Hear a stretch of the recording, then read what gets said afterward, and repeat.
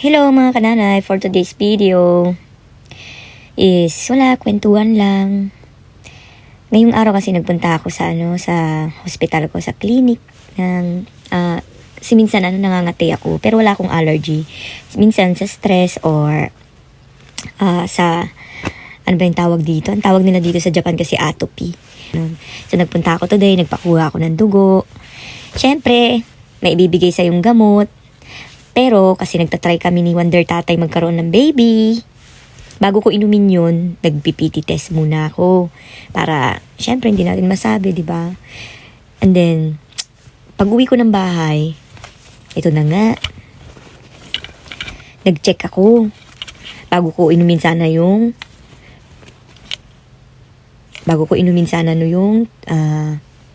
gamot na binigay sa akin. Nag-PT test ako. Yan agad Kanina makulay yan Kaninang umaga. Gabi na kasi ngayon, mga 12 na ngayon. 12 na ng gabi. Hindi na rin ako nakapasok yan. Nag-PT test ako. Hindi na ako nagantay. Wala pang 5 seconds. 2 guhit na agad. So, syempre tumawag. Meron naman na ako ditong clinic na para sa mga gustong magbuntis. Nagpapacheck up ako, ganyan. Tumawag ako agad sa doktor ko. So, chinek nila ako. Ang sabi naman sa akin is, maybe lang naman. maybe buntis ako. Kaya babalik pa ako next week. So, yan, in-ultrasound ako. At ito yung lumabas, may puti na. Pero malabo pa rin. Which is hindi pa naman ako delay. Yun nga lang, bago ako umiinom ng gamot kasi, nag-check muna ako. Baka malay nyo, buntis, diba? Kasi sa anak ko, nireregla talaga ako kahit buntis ako. Parang mga 2 months, ganyan. 2 months nireregla pa rin ako. Siguro yun yung sinasabi nilang bawas, ganun. Kaya, mas maganda nag-check ako. Tapos pagbalik ko ng bahay, kasi sabi ko dun sa doktor ko, total malabo pa doc, sabi kong ganun. Gusto nyo i-check nyo ulit yung ihi ko. Sabi naman niya, accurate naman kasi daw, sensitive daw yung mga pregnancy test dito sa Japan. So, hindi na daw kailangan. Sayang naman, dalawang piraso yung binili kong pregnancy test. Kaya, pagbalik ko, nagtest ako ulit. Yan Kanina malinaw yan, hindi na makita sa ilaw. Maliwanag kasi. Yan. Parehas yan, maliwanag yung 2 guhit niyan. Sana nga, buntis ako. Magiging masaya siguro si Wonder Tatay. Hindi ko pa sinasabi kasi ayoko rin. Okay lang na ako yung umasa, wag lang siya. Hindi, ayoko muna sabihin hanggat di pa sigurado kasi hindi pa naman ako delay. Pero kung buntis sana ako, ay, thanks God. Yan, pero may nabubuo na daw na bagyo. Joke.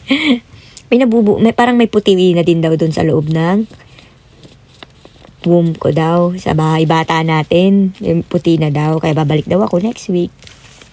Yung day 1, yan, nalaman ko na buntis ako.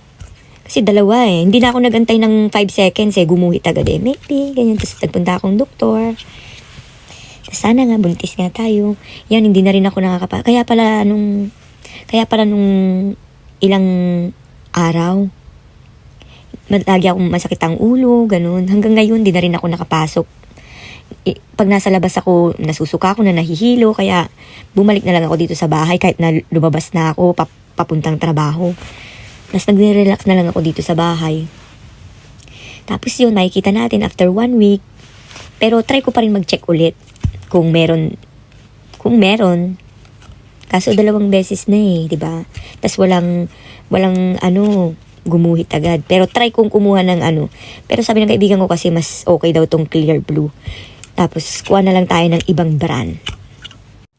Tapos patuloy pa rin ako mag-check habang nag-aantay ng hanggang 1 week kasi para may makita daw. So, pero patuloy tayo yan. Kaya parang gusto ko rin magpahinga sa trabaho. Malay nyo, di ba? Meron na nga. So, gusto ko na talaga. Pero gusto namin magkaanak na noon pa. Pero ngayon lang kami nag-decide na, ngayong taon lang, 2023 kami nag-decide na siguro it's time na kasi malaki na rin yung anak ko, di ba? Malaki na rin yung anak ko, kaya pwede nang sundan. May mag-aalaga na rin. May katuwang. Ang hirap dito sa Japan. May gusto kang kainin, ikaw pa magluluto, ikaw pa mamimili. Si Wonder Tatay kasi nasa Amerika ngayon. Day 1. Pero ayoko pa rin sabihin. Kahit na nandito siya, hindi ko pa rin sasabihin. Pero pag nakikita niya akong nangihina, ano yan ako talaga, pinagdi-day off niya, magpahinga ka, ganyan. Kaso nasa Amerika siya ngayon. So, ito yung kwento ng day 1 ng ating pregnancy. Tapos, i-check ko na lang next day ulit kung may 2 guhit pa din. So, abangan ng day 2. Day 1 pa rin to dahil parang gusto kong kumain ng sopas. Hindi ako mapakali hanggat hindi ko naluluto yung sopas. Kaya yan nagmamadaling sopas. Hindi ka pwedeng magpabebe dito sa Japan kahit na naglilihi ka. Sakali man na naglilihi nga ako. Ikaw pa rin ang magluluto. Yan sinabay-sabay ko na yung gatas. Tsaka yung pinagpakuluan ko ng manok. Lahat sinabay-sabay ko na kasi gusto ko nang kumain. Which is kakakain ko lang po. Pero ito yung gusto ko talagang kainin. Diba? Ang hirap po. Ang hirap po dito sa Japan pag nagbubuntis ka talaga. Pero, kailangan. Wala naman ibang magluluto. Kundi ako lang. Wala pa si Wonder Tatay. Day 1 pa rin po ito mga kananay. Wala, gusto ko lang, nire-record ko lang po yung sarili ko. Sakaling buntis man ako, at least meron akong video. Na-enjoy ko yung pagdadalang tao ko. Ako pinagluluto ko yung sarili ko. Ganon. Yung sopas na duduwal ka sa bawang. Tapos mag-isa ka pa sa bahay. Ang hirap magbuntis dito sa ibang bansa. May gusto kang kainin, ikaw pa mamamalengke. Kaya tingnan nyo yung mga hiwa ko. Hindi na Oh, yan. Makakain lang ng sopas.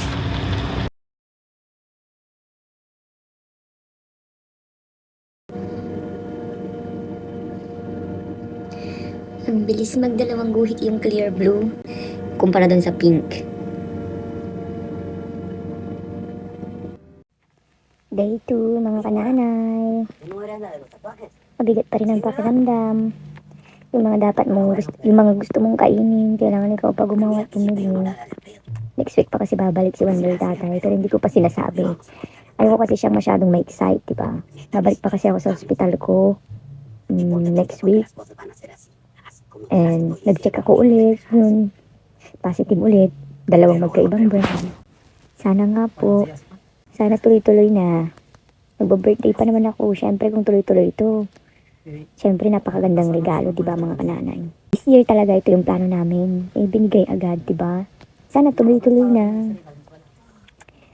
So, short video lang tayo. Mangungulekta lang ako ng mga video-video. Pregnant journey. Mag-isa. Nasa Amerika siya, wala pa siyang alam. Pupunta ako ulit sa skin, ko kasi nga, nangangati ako. Pag naiinitan ako, nangangati kasi ako ngayon. Ewan ko. Tumira naman ako sa Pilipinas, lumaki naman ako sa Pilipinas, pero dito ko na ito nakuha. So, yun lang for today's video mga kananay. Day 3. Dahil gusto kong kumain sa Dennis, kaso wala pa rin si Wonder Tatay. Naglakad ako papuntang Dennis, pero pabalik magta-taxi na lang ako. Mas takot akong mag-bike kasi, kaya naglakad na lang po ako. Konting lakad na lang, malapit na tayo sa Dennis. Ayaw sumama nung anak ko kasi may niluto daw ako. Tsaka yung mga niluluto ko ayaw kong kainin. Gusto ko silang iluto pero ayaw ko silang kainin. Ang hirap, pero kaya to. Ito na yung pinapangarap namin sakaling matuloy man. Ito na yung matagal naming pinapangarap. This year, 2023, ito yung wish namin na 2 kasi. Kaya kailangan kong alagaan yung sarili ko kahit wala siya. Hanggang ngayon, di ko pa rin sinasabi sa kanya na positive ako. Kasi baka magmadali umuwi. Sayang naman yung pamasahe sa Amerika. Kaya kahit nahihirapan ako, go pa rin si Wonder Nanay. At ito naman yung hospital ko. Para kay baby at sa akin. Diba para siyang bahay.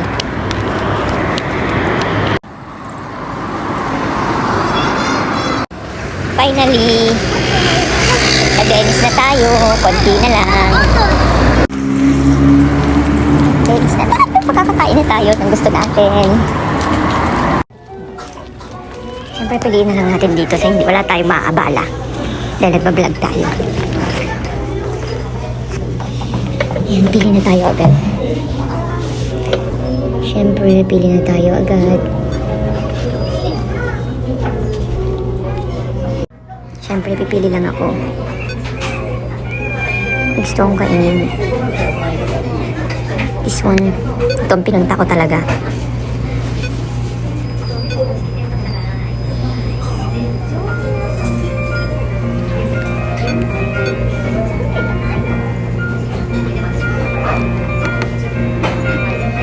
Ito na lang.